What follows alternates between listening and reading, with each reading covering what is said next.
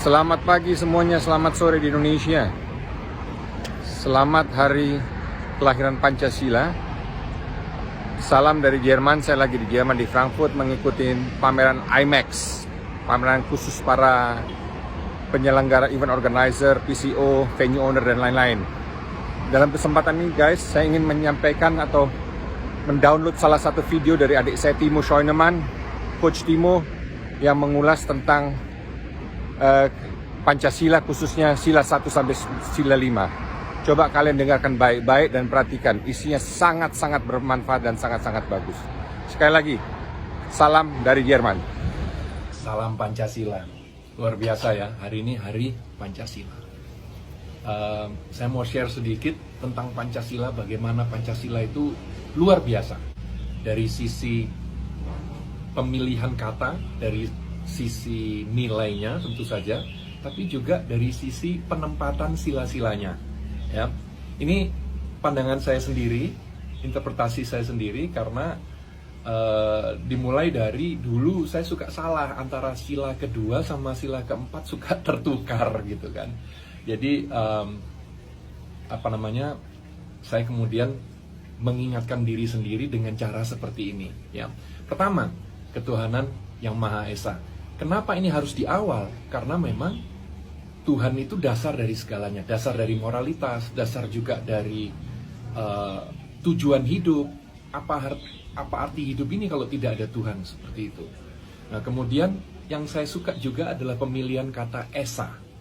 Bisa diinterpretasikan oleh masing-masing kepercayaan dengan cara mereka sendiri-sendiri. Ya, jadi kalau dalam Islam, Esa betul-betul satu, jadi satu. Ya, satu Tuhan. Kalau dalam Hindu dan Buddha, menyatu, Esa menyatu. Kalau dalam kekristenan, Esa diartikan kesatuan. Jadi betul-betul pas ya untuk semua kepercayaan yang ada di Indonesia. Luar biasa. Kemudian kemanusiaan yang adil dan beradab. Kenapa harus di sila kedua? Jadi dari Tuhan langsung berbicara tentang manusianya. Manusianya kalau mau adil dan beradab harus dekat sama Tuhan. Makanya sila kedua harus berada dekat dengan sila pertama.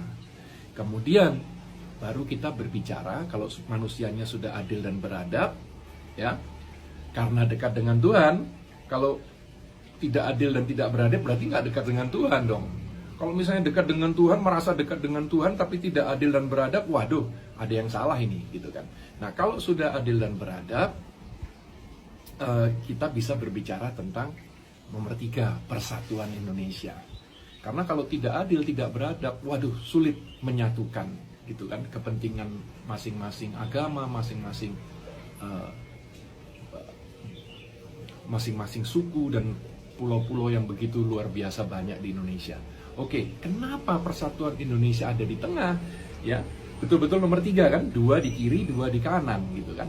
Karena menyatukan, persatuan Indonesia bukan hanya menyatukan Pancasila, ya, berada di tengah, gitu ya, cocok.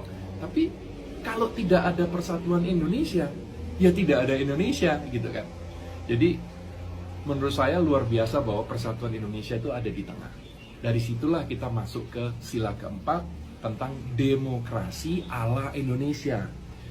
Kerakyatan yang dipimpin oleh hikmat kebijaksanaan dalam permusyawaratan perwakilan. Jadi dengan kata lain, demokrasi ala Indonesia yang tidak menyampingkan nilai-nilai leluhur kita, gitu.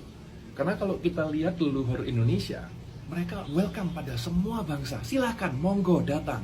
Tapi jangan sampai mengganggu. Jadi yang ada di Indonesia itu sebenarnya bukan WNI, WNA, bukan suku A, suku B, suku C, bukan agama A, B, C, D, bukan etnis ini, etnis itu, bukan. Hanya ada 2 sebenarnya. Orang-orang yang membantu Indonesia membangun, atau orang-orang yang merusak Indonesia, mengganggu Indonesia. Hanya ada 2 macam orang di Indonesia.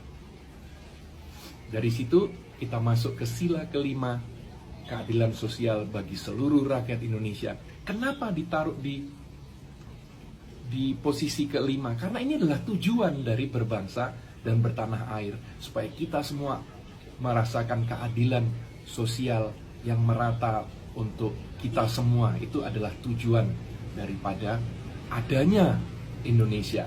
Jadi itu tadi pemahaman saya tentang Pancasila, luar biasa ya. Jadi mohon betul-betul dijaga Pancasila ini, karena yang membuat Indonesia begitu spesial adalah justru penyatuan dari begitu banyak bahasa, ya, suku dan agama. Itu yang membuat betul-betul Indonesia ini spesial. Kemajemukan Indonesia yang membuat Indonesia spesial, dan itu harus dijaga. Tidak akan datang dengan sendirinya. Jadi sama kalau di bola, tidak akan datang talenta-talenta yang luar biasa yang bisa diharapkan oleh timnas Indonesia. Tidak bisa.